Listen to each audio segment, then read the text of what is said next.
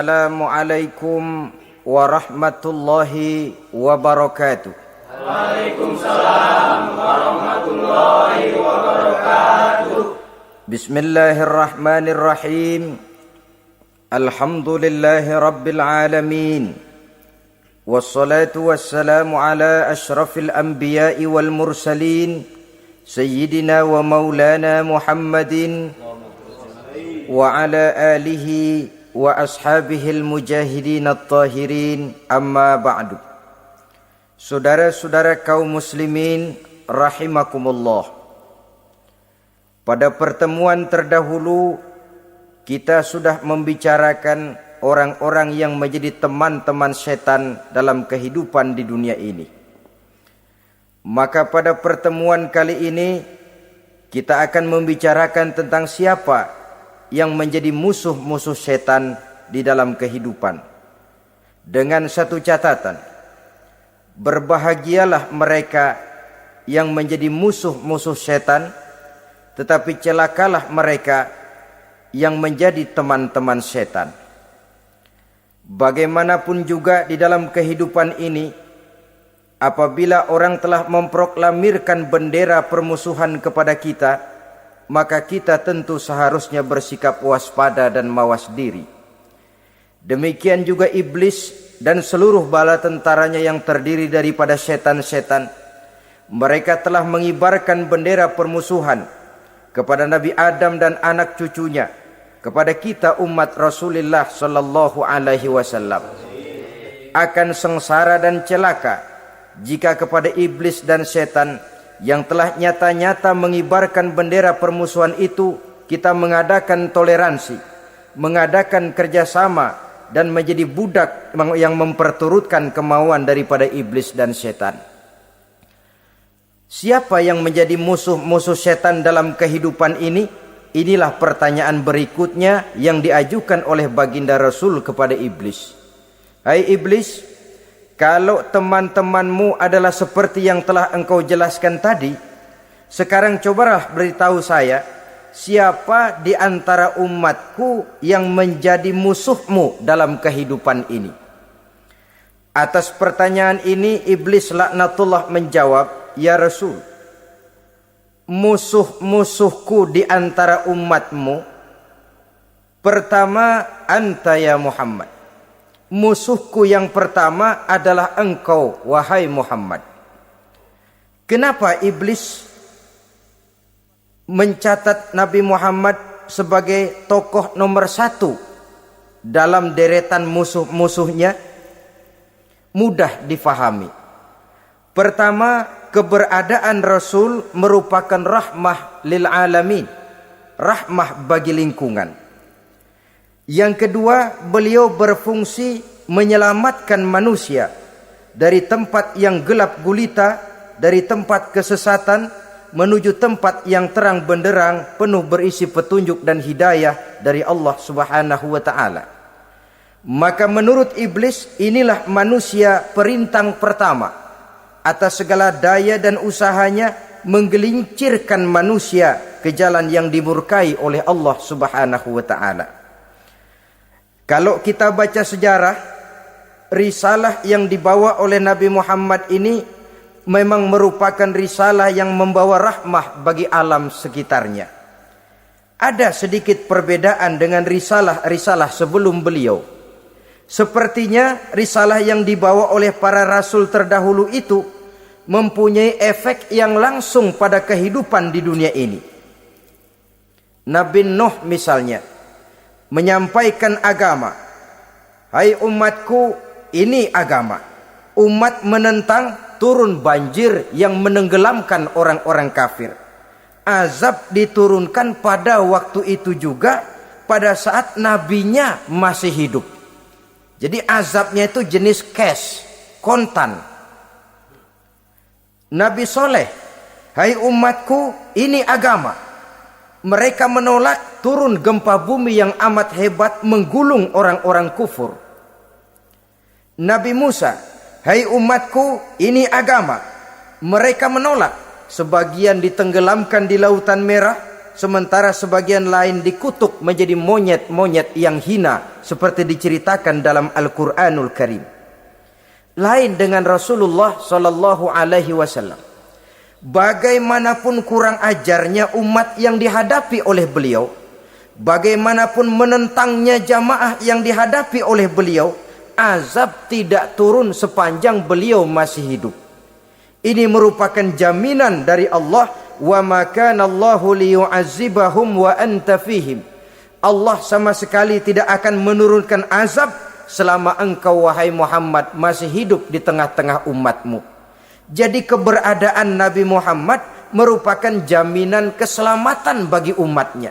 Selama beliau masih hidup, azab tidak turun bagaimanapun kurang ajarnya umat. Di sini sedikit bedanya dengan nabi-nabi terdahulu. Juga perbedaan dalam pola dakwah. Nabi Nuh ketika dakwahnya ditolak oleh umat, keluar doanya meminta umatnya ditenggelamkan.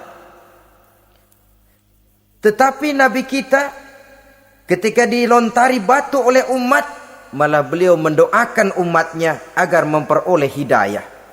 Oleh sikap yang semacam ini, wajar lalu iblis menganggap Nabi Muhammad sebagai musuh ranking pertama. Yang kedua, siapa musuhmu di antara umatku? Yang kedua kata iblis, musuhku Muhammad imamun adil. Pemimpin yang adil. Itu yang akan menjadi musuhku di dunia ini.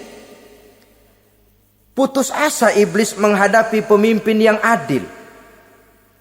Tipu dayanya tidak terkena. Segala tingkah polanya tidak diperturutkan. Imam yang adil, pemimpin yang adil merupakan musuh daripada iblis laknatullah alaih. Apa sebabnya? Karena pemimpin yang adil mempunyai dampak dalam kehidupan di dunia ini. Melindungi orang banyak, menenteramkan orang banyak. Makin aman, tentram, tenang situasi dan kondisi, makin mudah orang melaksanakan ibadah.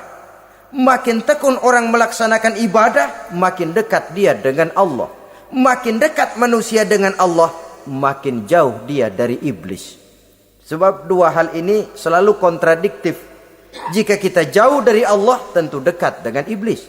Jika kita jauh dari iblis, harus dekat tentu dengan Allah. Dan begitu selanjutnya.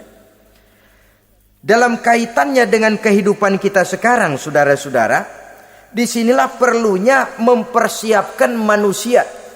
Membangun manusia itu jauh lebih sulit daripada membangun jembatan. Membangun manusia itu lebih sulit daripada membangun gedung-gedung bertingkat. Termasuk membangun dan mempersiapkan calon-calon pemimpin yang adil di masa yang akan datang. Membangun jembatan penting. Tapi lebih penting daripada membangun jembatan adalah membangun manusia yang bikin jembatan. Sebab kalau manusia yang bikin jembatan tidak dibangun lebih dahulu, saya khawatir jembatannya nanti habis dimakan oleh yang bangun jembatan. Mengaspal jalan raya penting. Lebih penting dari mengaspal jalan raya, membangun manusia yang mengaspal jalan itu. Sebab kalau manusia yang mengaspal jalan bermental rusak dan bejat, saya khawatir jalan belum selesai, aspalnya habis dimakan oleh yang ngaspal. Inilah pentingnya membangun manusia pembangunan. Semua tugas-tugas besar, semua pekerjaan-pekerjaan yang baik harus berangkat dari niat yang baik, berangkat dari hati yang bersih. Siapapun adanya kita, apapun profesi kita. Yang jadi kiai, marilah berangkat dari niat yang bersih. Yang jadi mubalik, marilah berangkat dari niat yang bersih. Niatnya itu mau menghidupkan Islam atau mau cari hidup jual Islam. Kalau mau menghidupkan Islam, mari sama-sama kita berjuang. Tapi kalau mau cari hidup untuk dengan menjual Islam, minggir saja daripada nanti bikin malu. Yang mengurus masjid, mari berangkat dari niat yang bersih. Ngurus masjid itu niatnya mau menghidupkan masjid atau mau cari hidup di dalam masjid. Kalau mau menghidupkan masjid, mari. Tapi kalau mau mencari hidup di dalam masjid, tolong minggir saja daripada nanti bikin aib. Yang jadi orang alim, mari berangkat dari niat yang bersih. Jangan memperjualbelikan fatwa, yang halal dikatakan haram, yang haram jadi samar-samar, nanti membingungkan umat. Berangkat dari niat yang bersih, membangun manusia, pembangunan. Ini barangkali istilah yang lebih kena. Saudara-saudara kaum muslimin rahimakumullah. Setiap kita pada hakikatnya punya bakat. Secara fitrah yang kita bawa. Bakat apapun kita ini punya. Saudara punya bakat jadi pemimpin, saudara pun punya bakat jadi pengkhianat. Saudara punya bakat jadi orang soleh, saudara juga punya bakat jadi orang salah. Saudara punya bakat jadi orang besar, saudara pun punya bakat jadi orang hina. Seluruh bakat ada di dalam diri kita. Tinggal nanti pertumbuhannya mana yang lebih subur. Saudara punya sifat berani, saudara pun punya sifat takut. Seberani-beraninya orang mesti ada sifat takutnya. Nanti mana yang tumbuh lebih subur? Kalau takutnya tumbuh lebih subur, dia akan jadi orang penakut. Kalau beraninya yang tumbuh lebih subur, dipupuk oleh lingkungan, pendidikan dan sebagainya, dia akan tumbuh jadi orang pemberani. Oleh karena itu, agama merupakan lingkungan yang subur untuk menumbuhkan benih-benih yang baik yang kita bawa bersamaan dengan lahirnya kita ke alam dunia ini. Setiap kita, saya, saudara, punya bakat jadi pemimpin, punya bakat jadi pengkhianat, punya bakat jadi pengabdi, punya bakat jadi koruptor, punya bakat jadi pemelihara, punya bakat jadi perusak. Tinggal nanti lingkungan, pendidikan yang menumbuhkan mana yang tumbuh lebih subur. Kalau lingkungan saudara, lingkungan maling, maka sifat pengkhianat akan tumbuh lebih subur. Kalau nanti saudara jadi pemimpin, insya Allah korupsi. Lingkungan yang menumbuhkan sifat mengabdi, sifat berbuat tanpa pamrih, dikalahkan oleh sifat pengkhianat dan korupsi itu yang dibentuk oleh lingkungan, pendidikan, pengalaman dan sebagainya. Oleh karena itu, secara dini agama menanamkan, menyuburkan fitrah-fitrah yang baik yang kita bawa bersamaan dengan hadirnya kita dalam kehidupan ini. Sebab itu seorang penyair bernama Syauqi mengatakan dalam sebaik syairnya, waladatka ummuka ya ibna adam bakian wan nasu haulaka yadhakuna surura. Hai manusia, pada saat kamu dilahirkan kamu menangis dan orang lain di sekelilingmu ketawa. Kakek senyum dapat cucu baru, paman gembira dapat keponakan baru, sementara kita yang lahir menangis. Betul apa benar? Apa ada saudara yang begitu dilahirkan terus nyengir? Saya kira kabur dukunnya itu. Setiap kamu hai manusia lahir dalam keadaan menangis, orang sekelilingmu tertawa. Karena itu katakan kepada mereka yang senyum di sekelilingmu, hai manusia, pada saat saya dilahirkan saya menangis dan kamu semua tertawa. Baik manusia. Tapi nanti pada satu saat harus terjadi kebalikannya. Kalau dikala saya lahir saya menangis dan kau semua senyum, nantilah manusia. Kalau satu saat saya meninggalkan alam dunia ini, saya akan berangkat dengan senyum. Dan kalian semua akan berurai air mata. Kalau perlu dari Sabang sampai Merauke kibar bendera setengah tiang. Kalau perlu. Jangan terbalik, kita mati melotot orang malah gembira. Karena hidup selalu membawa sifat-sifat yang merusak. Inilah orang kedua yang menjadi musuhnya iblis dan beruntung menjadi musuh iblis. Siapa? Imamun adil, pemimpin yang adil. Saudara-saudara kaum muslimin rahimakumullah. Yang ketiga musuh iblis, ghaniyun mutawadhi, orang kaya yang rendah hati, orang kaya yang tidak sombong.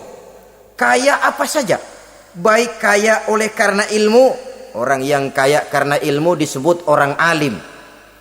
Baik kaya karena materi, orang kaya karena materi dinamakan hartawan. Baik kaya karena kedudukan, orang yang kaya karena kedudukan dinamakan pejabat. Orang kaya yang rendah hati itu musuh iblis. Beruntung dia menjadi musuh iblis.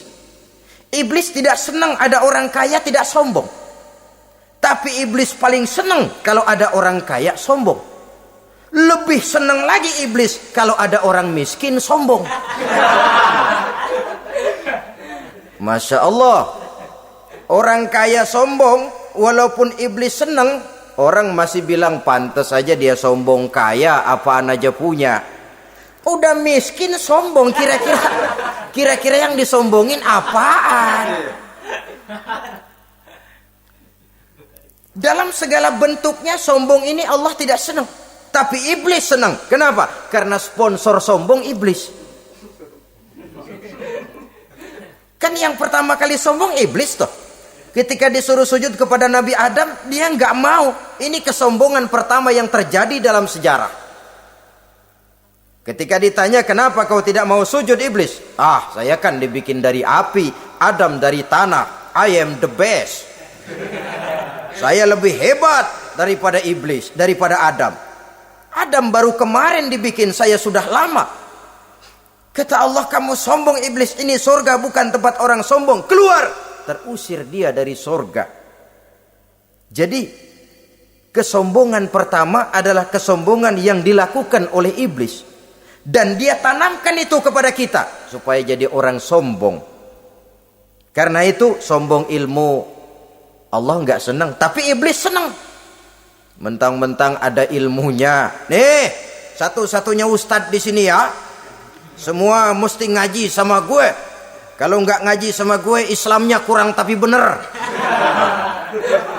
Sombong karena ilmu.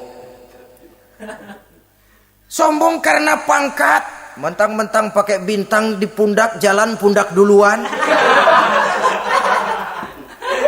Yang wajar saja hidup ini.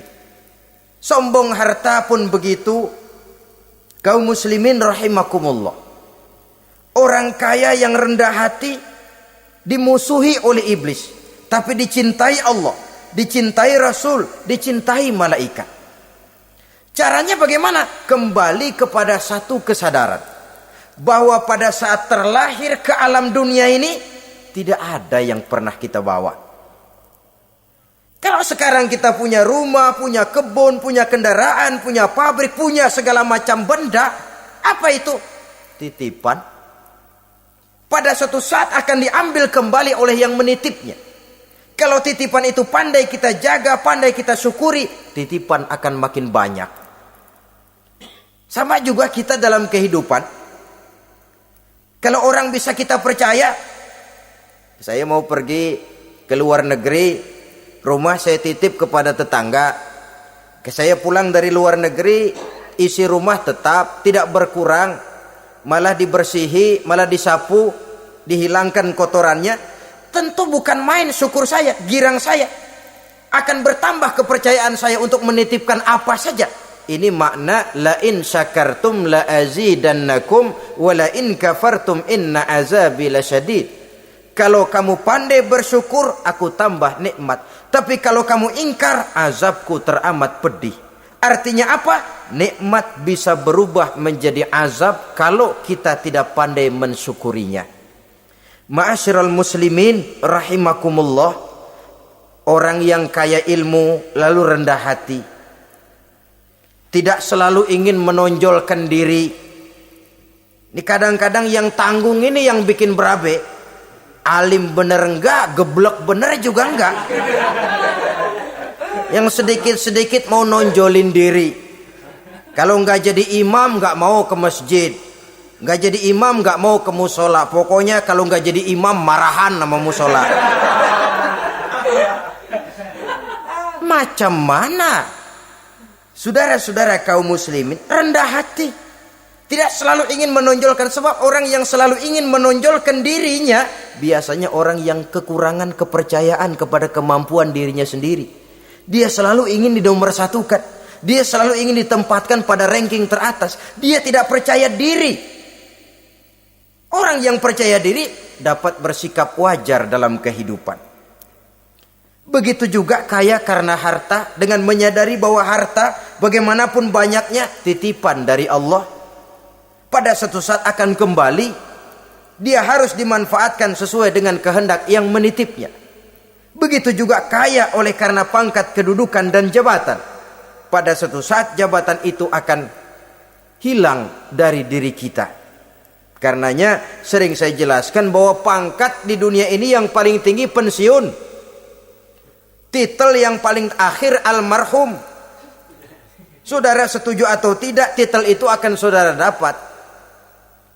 Bagaimanapun kita cinta kepada pangkat, kedudukan, entah pada akhirnya suatu saat akan sampai kepada posisi yang namanya pensiun.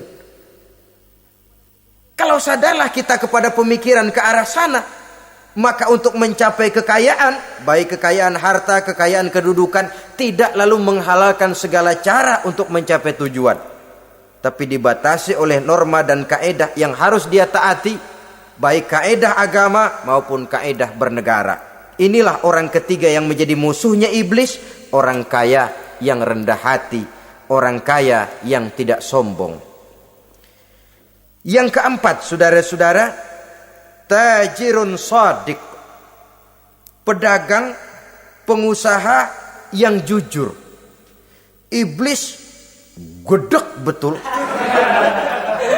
benci bukan main sama pengusaha, sama pedagang yang jujur, yang tidak ngurangi timbangan, tidak nipu pembeli, tidak barang yang jelek dibilang bagus, atau yang bagus di atas yang jelek di bawah, atau dicampur yang baik dengan yang jelek supaya kelihatan semuanya jadi baik. Semua orang ingin untung, tidak ada kecuali siapapun orangnya, dan itu wajar.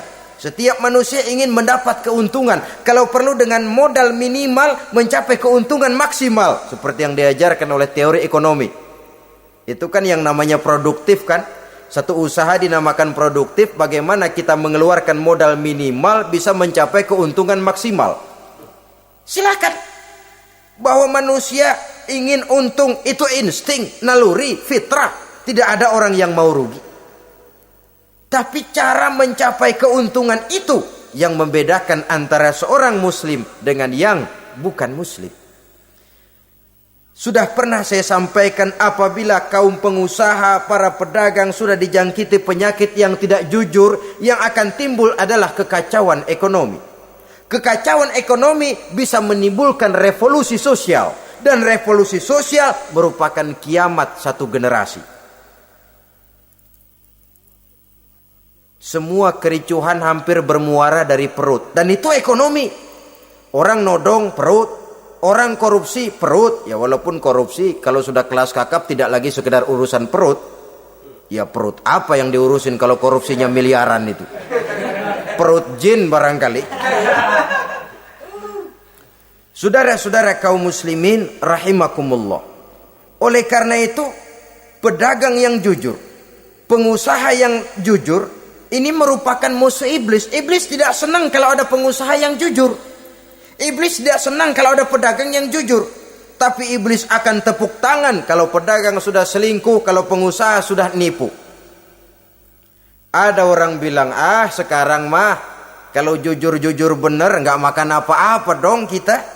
Sebab katanya jangan lagi nyari yang halal, sekarang ini yang haram aja seret. Rupanya sering masang undian nggak pernah kena. Lalu bilang jangan yang halal, yang haram aja nggak kena-kena katanya. Sebenarnya bukan itu masalahnya, saudara-saudara. Bukan itu masalahnya. Masalahnya ialah bahwa kejujuran membawa keberkahan. Ini kalau kita berpikir dengan kacamata agama. Keberkahan merupakan sumber ketenangan. Dan ketenangan ini tidak bisa dibeli dengan materi yang bagaimanapun banyaknya. Walaupun kita punya percetakan duit, ketenangan itu nggak bisa dibeli. Jangankan cuma punya duit banyak, percetakan duit saudara punya, mau membeli ketenangan yang berasal dari keberkahan, sulit. Jadi kejujuran membawa keberkahan, keberkahan membawa ketenangan. Jangan macam dulu tukang sol sepatu. Ditanya oleh temannya, "Bang, ngesol satu hari dapat berapa?" 200 rupiah. Sembayang enggak? Enggak.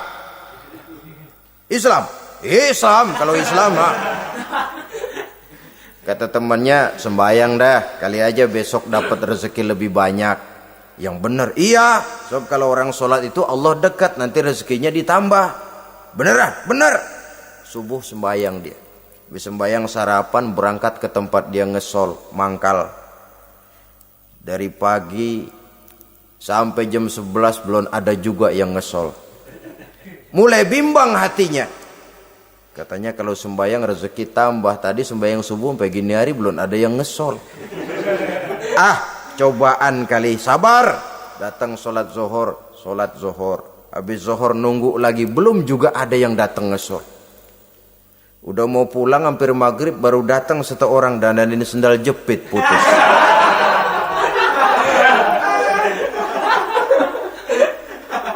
Sudah bayar 25 rupiah, pulang dia si tukang sol ini, ketemu sama temennya yang nyuruh sholat tadi. Ditanya, "Bagaimana penghasilan ini hari?" Apa dijawab? "Gua kapok deh sembahyang."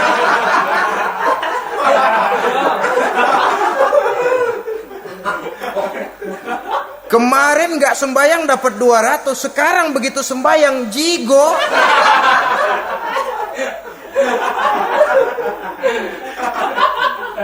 Dia tidak sadar bahwa dengan dari kacamata agama, 25 rupiah yang membawa berkah jauh lebih baik ketimbang 200 uang panas. Dari kacamata agama, 25 rupiah yang membawa berkah lebih baik daripada 200 rupiah tapi panas. Sebab panas menjauhkan kita dari ketenangan.